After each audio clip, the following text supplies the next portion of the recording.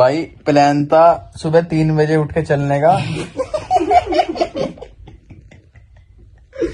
कर भाई cold start.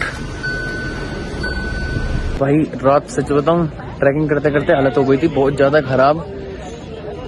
Starting में तो बहुत तेजी से चल रहे थे। भाई केदारनाथ की ट्रैकिंग करती है टाइम हो रहा है इस टाइम 3:37 और भाई भीड़ है बहुत तगड़ी।